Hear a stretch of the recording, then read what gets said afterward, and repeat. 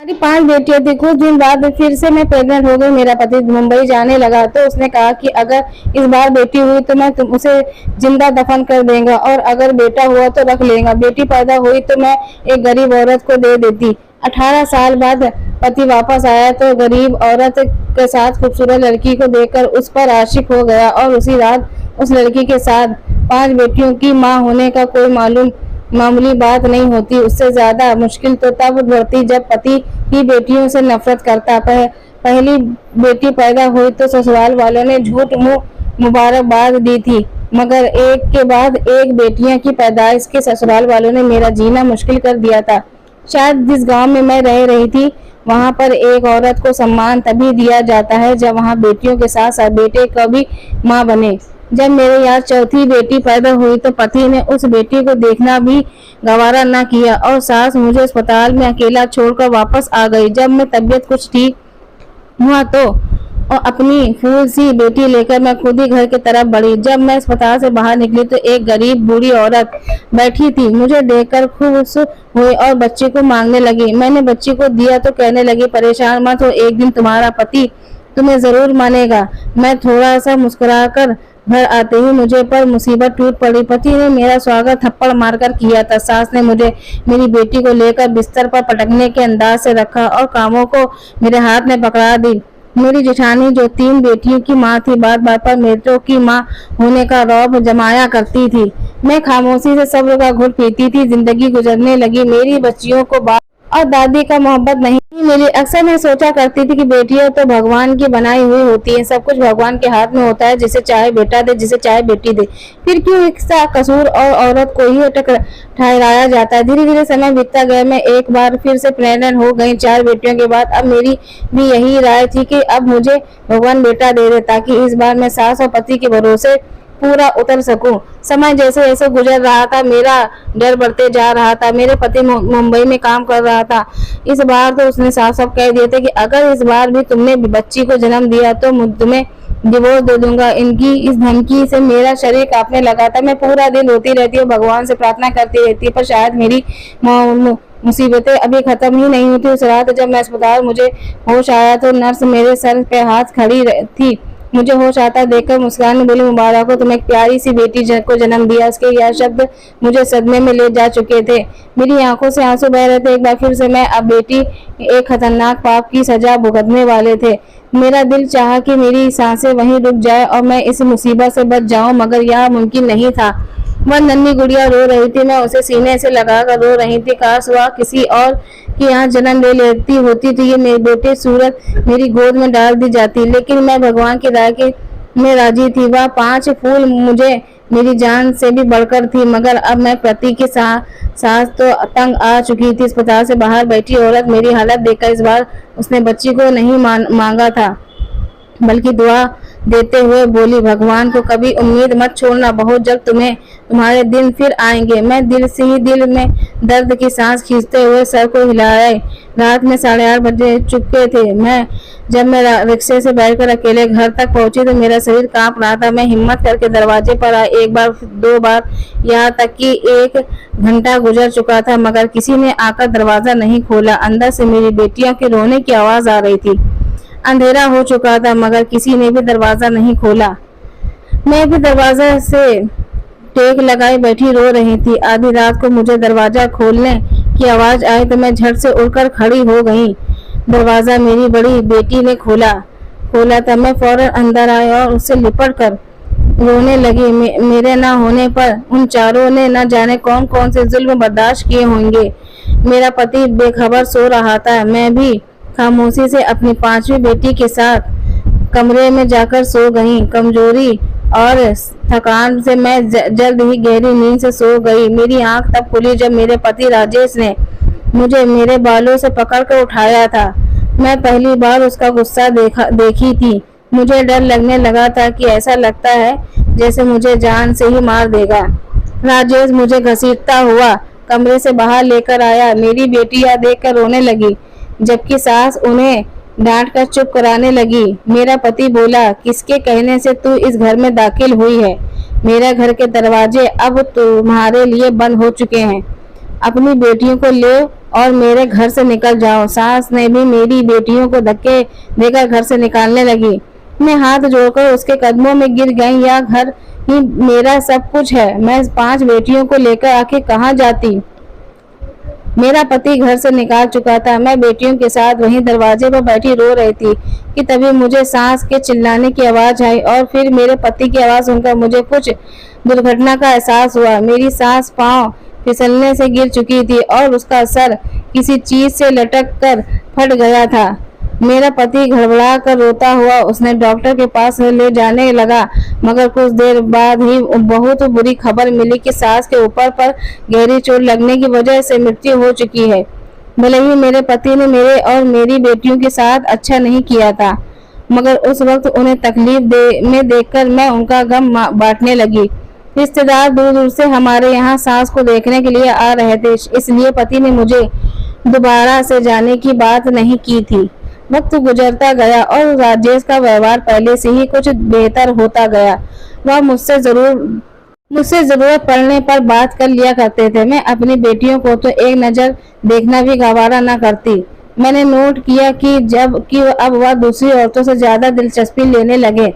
मेरे सर पर अब एक और खतरा गिर चुका था कि कहीं वह मेरे बेटे की चाह से दूसरी शादी न कर ले। मेरी बेचैनी दिन ब दिन बढ़ती जा रही थी और एक दिन ऐसा भी आया कि मेरा सोचना सही साबित हुआ। मेरा पति मेरे पास आया और संजीदा शब्दों से बोला, मम्मी को गुजरते हुए 3 माह हो चुके हैं। अब मुझे वापस मुंबई में जाना है। मैं मुंबई जाने से पहले दूसरी शादी करना चाहता हूँ, क्योंकि तुम तो बेटियों पैदा करने की मशीन बनी बैठी हो। यही ख्वाहिश मेरी माँ भी दिल में समाये दुनिया में चली गई। पति का यह शब्द मेरा खून खौला दिया। पहले की मुसीबतें कम थी क्या जो अब मेरे सर पर सौतन का लाना चाहते थे। मैं उन्हें समझाने लगी, मगर वह उल्टा सोच रखने वाला इंसान मेरी बात कहाँ सुनते। उस रात में बहुत रोई। मुझे मेरी जिंदगी का बोझ लगने लगी। मेरा दिल चाहा कि मैं खुद को इस दुनिया से आजाद कर दूं, मगर यह ख्याल अपनी बेटियों की आता तो इस पर इरादे भी भुला देती। सुबह हुई तो मेरा शरीर बुखार से तड़प रहा था। पहले तो पति से ध्यान नहीं दिया, मगर जब मेरी तबीयत ज्यादा बिगड़ने लगी तो मुझे डॉक्टर के पास ले गया। मुझे हैरानी तब हुई जब डॉक्टर ने कहा कि आप माँ बनने वाली हैं। उसके यह शब्द मुझे कोई खुशी नहीं दे रही थी, बल्कि उल्टा मेरी मुसीबतें बढ़ा रहे थे। मेरा पति को आज रात वापस मुंबई जाना था। जब उसने यह खबर सुनी तो खामोशी से मुझे घर ले गया। घर लाकर तेज आवाज से कहने लगा, अगर इस बार तुम्हें बेटा जन्म नहीं दिया तो ठीक, वरना मगर अगर बेटी हुई तो मार देना या फिर जिंदा दफन कर देना, मगर इस घर में मत लाना। अगर मेरी बात के खिलाफ हुई तो तुम्हारी 5 बेटियों को ऐसी जगह भिजवा दूंगा जहां तुम दोबारा कभी उसने मिल नहीं पाओगी। पति की शर्त सुनकर मैं दंग रह गई। राजेश मुंबई चला गया और मैं डर कर शिकार हो चुकी थी। जैसे जैसे वक्त करीब आ गया मेरा दिल धड़कता जा रहा था। मैं हर समय यही प्रार्थना करती कि इस बार मुझे बेटा मिल जाए। मेरा घर एक और बेटी आने का मतलब था, बाकी की 5 बेटियां में भी हाथों में बैठना। मैं नन्ही सी जान को इसी तरह मौत के घाट नहीं उतार सकती थी। समय पूरा हुआ और मैं भगवान से प्रार्थना करती अस्पताल में चली गई। मुझे इस बार बेटा ही चाहिए, मगर शायद भगवान को कुछ और ही मंजूर था। एक बार फिर से मैंने बेटी को जन्म दिया। पति इस बार आता फोन में कौन मैं काटे दे रही थी। उसे क्या बताती कि आप 6ठी बेटी के बाप बन चुके हो। मेरे लिए यह बिल्कुल आसान नहीं था, मगर अब मैं दिल का पत्थर रखकर हौसला कर चुकी थी कि मैं इस बेटी को अपने साथ नहीं लेकर जाऊंगी। मैं इस मासूम सी बच्ची को मारने का सोच भी नहीं सकती और ना ही उसे जिंदा दफन कर सकती थी।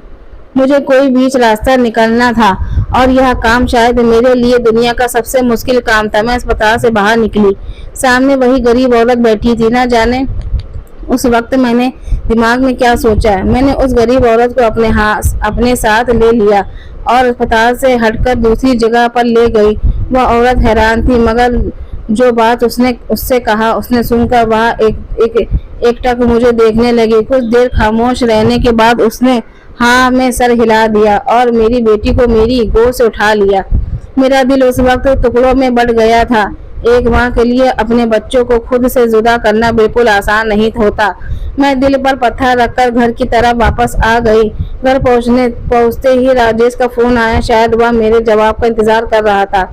मैंने डरते हुए उसे बताया कि मैंने उसका एक बेटी को जन्म दिया था। राजेश उसकी जवाब को कुछ न बोला और कुछ देर बाद वह कॉल काट चुका था। वक्त गुजरता गया और राजेश को गए हुए 3 साल बीत गए। इस दौरान वह एक बार भी वापस कश्मीर नहीं आए थे और ना ही मुझसे कभी बात करने की कोशिश की थी। हर महीने पैसे जरूर भिजवा दिया करते थे, जिससे मेरा और मेरी बच्चियों का गुजारा हो जाया करता था। मुझे दोबारा वही गरीब औरत कहीं नजर नहीं आई थी। मेरी 5 बेटियां मेरे पास मौजूद थी, मगर मुझे रह रहकर उसी बच्ची की याद सताती रहती थी, जिसे मैंने 3 साल पहले एक गरीब औरत को दे दिया था। अब तो लोग तरह तरह की बातें करने लगे थे। कुछ कहना था कि राजेश मुंबई में किसी दूसरी लड़की की शादी कर ली, और मेरे भांजे बता रहा था कि राजेश की दूसरी पत्नी की बेटा पैदा हुआ है। इन लोगों की बातें मुझे परेशान कर दिया था। मैं जब भी पति की कॉल करती वह मेरा फोन नहीं उठाते। अब तो उन्होंने पैसे भेजना भी बंद कर दिया था। अब भीख मांगने की नौबत आ चुकी थी। जब घर में पूरे खाने पीने की चीज खत्म हो गई थी, मैंने खुद काम करने का फैसला किया। जहाँ भी काम मांगने जाती तो लोग मेरा मजाक उड़ाते कि पति मुंबई के लाखों कमा रहा है और पत्नी घरों की नौकरी ढूंढ रही है। पति का इंतजार करते उससे 18 साल बीत गए। मैंने अपनी 3 बेटियों की शादी कर दिया था। 18 साल में मैंने झाड़ू पोछा करके अपनी बच्चियों को पाल पोस कर बड़ा किया, जबकि पति ने इस दौरान एक बार भी पलट कर नहीं देखा था। सोमवार का दिन था, जब मैं भगवान की पूजा कर रही थी। अचानक दरवाजे पर दस्तक हुई। जब मैंने दरवाजा खोला तो एक पल के लिए मैं सदमे में चली गई। मेरा पति राजेश 18 साल बाद मेरे सामने खड़ा था। मुझे देखकर हक्का बक्का सा मुस्कुराया और अंदर आ गया। उसने घर आते ही मुझसे बिना कुछ बताए सिर्फ इतना कहा, अब हमेशा हमेशा के लिए कश्मीर वापस आ चुका हूँ और अब सारा कारोबार यहीं करेगा। मुझे तो हैरत तब हुई जब उसने कहा कि वह पिछले 2 महीने से कश्मीर में ही आया हुआ था। मैं खामोशी से उसकी बातें सुन रही थी। वह अपने बैग में कपड़े निकाल कर फ्रेश होने चला गया। 18 सालों से मुझे राजेश के बिना जीने की आदत हो चुकी थी, मगर तकलीफ तो तब हुई थी जब उसने आकर एक बार भी अपनी बेटियों के बारे में ना पूछा और ना ही मुझसे यह पूछा कि इन 18 सालों में मैंने कैसे अपना और अपना पेट भरा। शायद यहाँ भी मुझे ही सब्र करना था। राजेश बाहर निकला और कुछ ऐसा शब्द बोला, उसे सुनकर मेरी सांस रुक गई थी। वह कहने लगा कि वह कश्मीर में एक लड़की को पसंद कर चुका है, उसका नाम पूजा है और अगले सोमवार को उसकी पूजा के साथ विवाह है। वह मुझे बताकर दोबारा घर से जा चुका था। मैं उसे जाता देख रही थी। क्या कोई इस हद तक भी लापरवाह हो सकता है? अपनी बेटियों की मोहब्बत के लिए तरस रही थी, मगर उसे कोई परवाह नहीं थी। सोमवार का दिन आ चुका था। घर को दुल्हन की तरह सजा दिया गया था। मेरी बेटियां खामोशी से इस कमरे में चुपकर बैठ गई थी। उसने इस शादी को कोई दिलचस्पी नहीं थी। राजेश बहुत खुश था। मुझे बताने लगा कि पूजा अपनी माँ के साथ यहीं आ रही है, यहीं पर उसका विवाह होगा और फिर अगले ही हफ्ते मैं पूजा के साथ वापस मुंबई चला जाऊंगा। मेरा सब्र का घोल खत्म हो चुका था, लेकिन मेरा चुप ही रहना मेरी बेहतरीन जवाब था। मैं खामोशी से इस महफिल में से दूर रहकर जाकर अपनी खामोशी के कामों में डल गई। मैं बहुत मुश्किल से अपने आंसू को रोक रही थी। मैंने दोनों माँ बेटी हमारे घर में आ चुकी थी। विवाह शुरू होने में कुछ ही देर बाकी था जब राजेश ने मुझे ठंडा पानी लाने को कहा। मैं खामोशी से सर झुकाकर जब उसके कमरे में गई तो वहाँ लड़की सामने बैठी थी जिसे राजेश का विवाह होने वाला था। उसे देखकर मैं पैरों तले जमीन निकल गई। वो उसकी लड़की की उम्र 17-18 साल की थी। उसने अपने नजरों में बार बार मुझे देख रही थी, जबकि वही दूसरी तरफ मेरा पति उस लड़की की माँ को पैसा पकड़ाता हुआ न जाने क्या बातें कर रहा था। पैसे को भीड़ में आज एक औरत को मासूम लड़की का चेहरा नहीं दिख रहा था। तभी राजेश की कॉल आई और वह खामोशी से कमरे से निकल गया। मैंने जब उस लड़की की माँ को देखा तो मुझे लगा कि मैं इन्हें पहले भी कहीं देख चुकी हूँ, मगर कहाँ, याद नहीं आ रहा था। वह औरत भी बार बार मुझे ही घूर रही थी। मैं जल्दी से कमरे से निकल आई और अपने दिमाग को जोर देने लगी।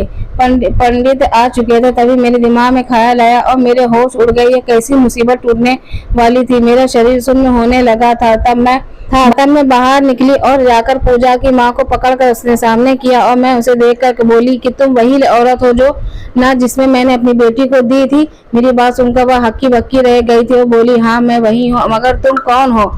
राजेश सवालिया नजरों से हमें देख रहा था। मैं गुस्से से बोली कि मैं वही औरत हूँ जिसने 18 साल पहले अपनी किसी पति के डर से अपनी बेटी को तुम्हारे हवाले किया था। यह खबर किसी बाप को की तरह गिरी थी। राजेश घबराया हुआ था और वह औरत सीने पर हाथ रखकर जमीन पर बैठ चुकी थी, जबकि पूजा हैरत से मुझे देखने लगी थी। जब राजेश होश में लौटा तो उस औरत से सवाल करने लगा। अब औरत अब मालदार हो चुकी थी, लेकिन मेरी बात सच मान गई। पूजा मेरी और राजेश की बेटी है, अगर एक पल भी देर हो जाती तो न जाने कौन सी मुसीबत टूट पड़ती। राजेश अपना बाल पकड़कर जमीन पर गिर चुका था और होश आते ही घर से बाहर निकल गया। उसको बेटियां से नफरत थी, मगर जो पाप करने जा रहा था वह बहुत बड़ा था। पूजा जमीन पर बैठी रो रही थी और मैं बेबसी से उसे रोता देखकर उसे सीने से लगाकर रोने लगी। राजेश को घर से गए काफी देर हो चुका था। 2 दिन गुजर चुके थे और फिर दरवाजे पर एम्बुलेंस आई, जिससे राजेश को उतार कर घर लाया गया। उसका 2 दिन पहले एक्सीडेंट हुआ था। उसकी एक टांग टूट चुका था, उसकी जबान दांतों में आकर कट चुकी थी, वह अब बोल नहीं सकता था। जैसे भी था मेरी बच्चियों का बाप था। बेटियां कहाँ बाप को तकलीफ में देख सकती थी। जब जब मेरी बेटियां राजेश की सेवा करती वह नजर झुकाकर रोने लगता। पूजा से उसने दोबारा कभी नजर नहीं मिलाया था और ना ही पूजा कभी राजेश के सामने जाना चाहती थी। कुछ दिनों के बाद राजेश ने अपना सारा धन अपनी 6 बेटियों के नाम कर दी और अपनी बेटियों से माफी मांगी और अब सब खुश रहते हैं। धन्यवाद दोस्तों। वीडियो अच्छी लगी तो प्लीज लाइक, सब्सक्राइब और शेयर करिएगा। दुआ में याद रखिएगा। चलिए आज के लिए इतना ही। धन्यवाद।